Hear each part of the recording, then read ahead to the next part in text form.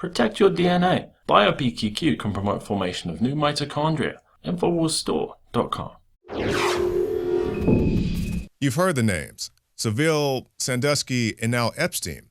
And now our guest today is going to talk about at least Epstein in her new book, Traffic King, which is available on ConchitaSarnoff.com. She is Conchita Sarnoff, and she is the executive director of the Alliance to Rescue Victims of Trafficking. And thank you for joining us today, Conchita. Thank you, Jakari. Thank you for having me on your show. Oh, it's our pleasure. Now, can you tell us a little bit about the book, Traffic King? Yes, certainly. Well, the book came about as a result of my investigation. As you might know, I run a foundation in Washington, Alliance to Rescue Victims of Trafficking, which hopes to raise awareness and has been raising awareness of the issue of human trafficking in the United States. And as a result of my investigation into various human trafficking cases, I stumbled into the Epstein case unexpectedly. What was even more unexpected was the fact that I know Mr. Epstein and Miss Maxwell, who is the alleged procurer, who has been deposed, I believe, already by one of the former victims, Virginia Louise Roberts. And there's a pending case in New York, Virginia Louise Roberts versus Ghislaine Maxwell. It's a defamation case, a civil case. So based on my research about the issue of human trafficking, and based on the fact that I knew Miss Maxwell and Mr. Epstein socially, I was stunned, number one, that I even knew people that could supposedly, purportedly commit such heinous crimes, and two, that people actually committed these crimes. So that, of course, spiraled into a very long, protracted investigation. And 7 years later, I finally published the book. I don't know if you're aware, but 27 publishers turned down my original manuscript. I have gone through 3 agents who all worked very hard to have my book published, and no one would publish the book. That is without even seeing the manuscript. All they saw was, of course, a synopsis. And given the reasons that I was told by my agents, primarily it was fear of a Clinton presidency and fear of litigation, of course, both by Mr. Epstein and some of the characters implicated in Mr. Epstein's case. So there began this very long investigation. And this, as you might know, has been blasted across the media since 2010. The story first appeared in 2006, about a year after Mr. Epstein was arrested. He was arrested in Palm Beach in 2005 because one girl came forward to the Palm Beach Police Department. After that girl came forward, it sort of spiraled, and I think over 100 victims came forward to the police, and more than 40 depositions, sworn statements were taken independently and individually. Now, I'm sorry, I got to interrupt you there, Conchita. Now, with all the people that came forward, are you saying they came forward against Epstein? Correct. That is wow. correct. And these were all underage girls. That means all under the age of 18. So in Florida, the age of sexual consent is 18. So these girls who came forward, some came forward with their parents, others came forward independently.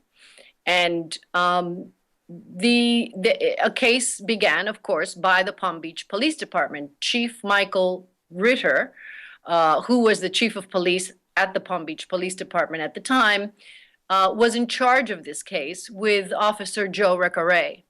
And there began a long 2-year investigation in which there was a grand jury, and then finally there was an FBI investigation, at which point the United States Attorney's Office, Mr.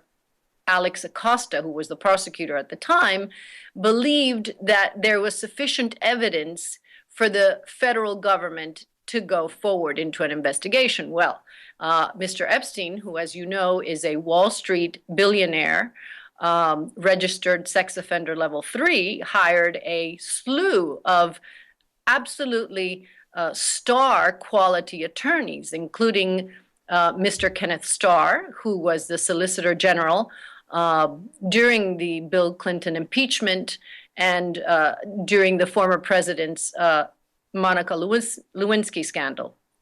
He was hired toward the very end of the negotiations. So was Alan Dershowitz, who actually was a friend of Mr. Epstein and was implicated in the case. And of course, you will read about all of this in the book. The book is called Traffic King. And other attorneys, other very prominent attorneys, were Roy Black, Gerald Lefcourt, Martin Weinberger, and Jay Lefkowitz. And so here you have a star team of attorneys representing Mr. Epstein against dozens of underage girls who, of course, did not have the wherewithal, the resources, the financial resources to fight Mr. Epstein, certainly not civilly. And finally, the prosecution agreed that if Mr. Epstein agreed to one count of solicitation of prostitution with a minor, that means that the minor who came forward was identified as a prostitute, which I find unbelievable. Then if he would agree to that one count, and then there was another count, so there were in total 2 counts out of the multiple counts that he was originally charged with. If he agreed with that, then it would not be a federal case. So this became a state case, and he was sentenced to 18 months in a county jail, plus an additional 18 months under house arrest. He served only 13 months in Palm Beach County Jail, not a federal prison, and consecutively with 18 months of house arrest in his Palm Beach estate. So I think the reason this is important, one of the reasons, Jakari, this case is so important, is because it has set precedent. Here you have a 2-year-long federal investigation. The alleged trafficker, Mr. Epstein, is indicted or given one count one count of solicitation of prostitution with a minor. He's given a non-prosecution agreement.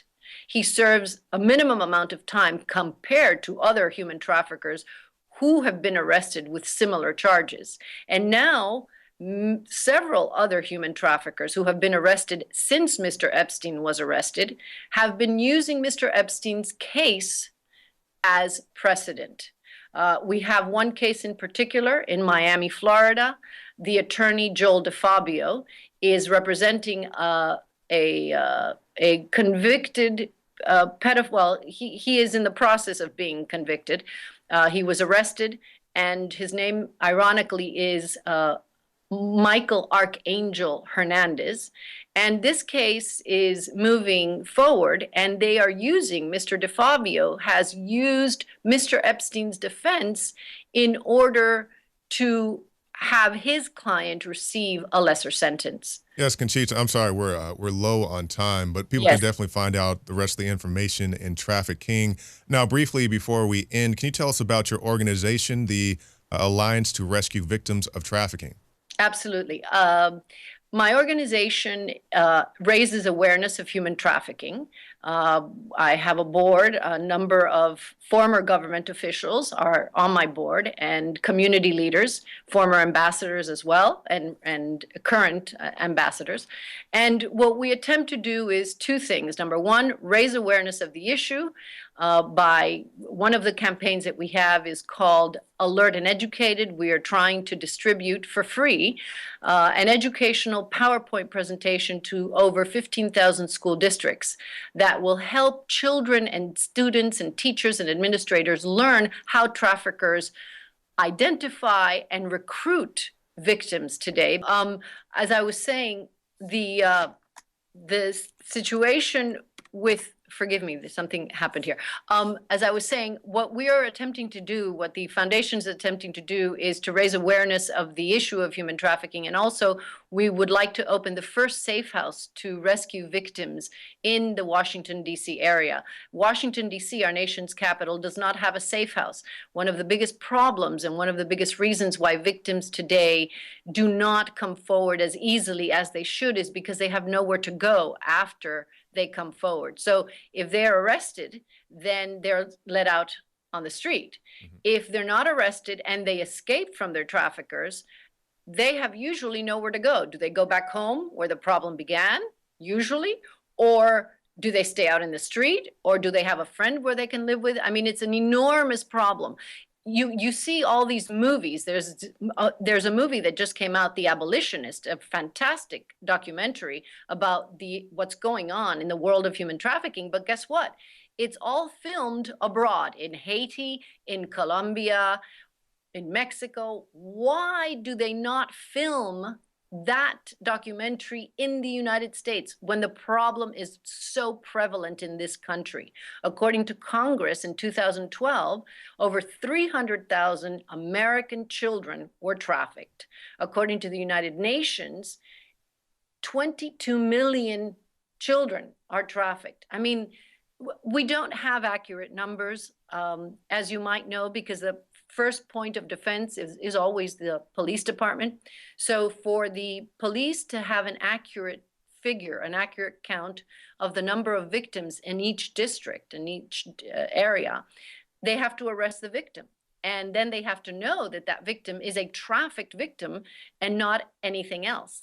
So it is a very complicated problem, and nobody has really drilled down to the very root of this problem, which is, why are there so many children being trafficked? Well, one reason certainly is the increase in child pornography. As you know, pornography today is the largest business online, and child pornography is the second largest business online. Thirdly, this whole issue of pedophilia. Some researchers want to describe the issue of pedophilia as just another sexual orientation. Well, is it really a sexual orientation? Yeah, we see groups like, I believe it was Salon, just to cut in briefly, they Yes. keep putting out these articles trying to normalize pedophilia. Yes, yes, exactly. And I was reading, there's now a very interesting, several articles have come out now about this medication, which is currently being used for prostate cancer, for advanced prostate cancer. And in Sweden, the Karolinska Institute is actually trying, they've brought in 60 pedophiles, of which they're going to give this medication, Degarolex, I believe is the name, and the Swiss pharmaceutical that produces the medication is called Ferring. And they're going to give the medication to 30 of those 60 pedophiles, and the other 30 are simply going to receive a placebo. And so they're going to study the effects of the medication. One of the reasons some of these medications, or this particular medication, has worked on some pedophiles is because it is a hormone therapy. It decreases the testosterone. It sort of blocks the testosterone, which, as you know, is the culprit behind sexual desire and lack of empathy, and also the lack of control that usually a male has when he wants to Is aroused. Correct. And so so this medication is now going to be used. This is the first time ever that they've taken a medication for a different indication, such as advanced prostate cancer, and now are going to try to see if pedophilia will be curbed. Now, we could go on forever about the issues of pedophilia. I am not a medical doctor. I am not a psychiatrist or a therapist, but I have read enough to know that there are many issues why, or at least I believe, given what I've read, given the literature, why people become pedophiles. And so we need to understand in this country that, is it a disease? Yes. Should pedophiles go to jail? I don't know. Should there be a medical institution where these pedophiles go to in order for them to stop harming our children? I believe that yes, they should definitely be instituted somewhere. And if this medication works on pedophiles, then absolutely, I believe, like in London, where some prisoners are being given the medication, I believe that this medication should be given in prisons where there are pedophiles. Absolutely. So they, especially those pedophiles who are going to come out into society. Now, that does not solve the issue. The trafficker is a whole different story. The trafficker, Jakari, as you know, is sort of like a car salesman. I mean, he can sell a car the same way he can sell a child or he can sell a pair of shoes. He just simply wants money. And, you know, the risk reward is pretty amazing, which is why today trafficking has become the #1 crime, far exceeding drug trafficking and weapons trafficking. Now, Conchita, if I could just interrupt you for 1 second, I definitely want you to finish on your trafficking. But before we move too far away from the sex offenders and the people of that like, earlier in our earlier segment, you mentioned that Epstein was a sex offender level 3. I was not aware that there were levels to sex offender. Do you have a breakdown of that, of what fits into what category? Yes, Jakari. There are 3 levels: sex offender level 1, sex offender level 2, and sex offender level 3. Level 1, of course, is the least offensive of all 3. And he is probably the one that I'll give you a story, a very interesting story. I spoke to a judge in New York, Judge Ruth Pickles, who actually was the one who registered Mr. Epstein as a level 3 sex offender. And she told me a story about how this former U.S. Army officer, I believe he was in his early 20s, had been arrested because he had met a young girl who was age 17 at a bar. She had lied to him. She had told him that she was over the age of consent. They had had a sexual relationship. It had carried on for a number of months or a number of weeks. And then her parents found out and brought charges against the young man. And he was charged. He was arrested. He went to jail. Excuse me. And then he went before Judge Pickles, and the Manhattan District Attorney asked her to register him as a level 3. She refused. She said, absolutely not. This young man's life has already been ruined. Conchita, I'll let you finish, but just to let you know, we have about a minute left. Okay. Anyway, so there are 3 levels, and Epstein is Epstein was registered, according to Judge Pickles, in the highest level, level 3, which is the most dangerous type of all, because it usually means someone who is recurring and who will recur. Okay, well, thank you so much, Conchita. Once again, the book is Trafficking, available at ConchitaSarnoff.com, and also the Alliance to Rescue Victims of Trafficking. It's www.atrvt.org. Well, thank you so much, Conchita, and we definitely look forward to having you back on in the future. Thank you very much. And there goes Conchita. You can get her book, Traffic King, available at ConchitaSarnoff.com, and also check out the Alliance to Rescue Victims of Trafficking. Now, coming up next, in our next segment, we'll have an explosive report fully loaded by Darren McBreen. He's bringing you the issue of the importance of the Second Amendment. Stay tuned.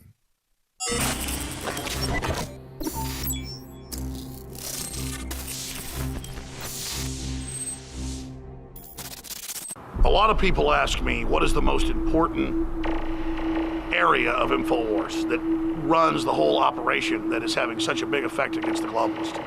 And I've said it over and over again, it is you, the listeners and the viewers, that send us the intel, the news tips, that support the broadcast, that spread the word. You are 90% of the operation or more. You don't stand beside us, you stand at the heart of Infowars. When I talk about the people at Infowars, from customer service, the shipping department, being just as important as our anchors, our researchers, our investigative journalists, and myself, it's absolutely true. Without this team that we've built over the last 20 plus years, we wouldn't be able to do any of what we've been doing.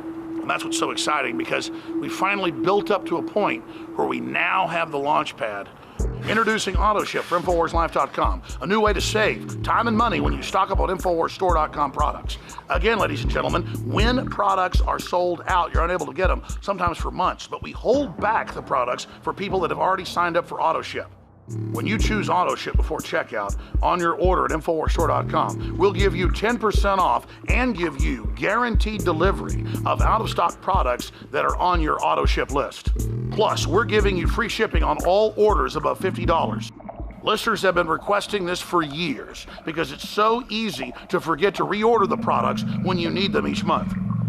Now it's finally here. Auto ship at InfoWarsStore.com and InfoWarsLife.com. It's easy. Go to InfoWarsStore.com, select your favorite product, click on the auto ship, and choose how often you want us to send you another order. As you know, I coined the term 360 win, and with the new auto ship feature at InfoWarsLife.com, it's a sure win. You add to that free shipping on orders of $50, it is a can't lose. Visit InfoWarsStore.com and save 10% off on your next InfoWars Life order by selecting auto ship at checkout and get free shipping on all orders above $50. That's InfoWarsStore.com or call toll free 888-253-3139.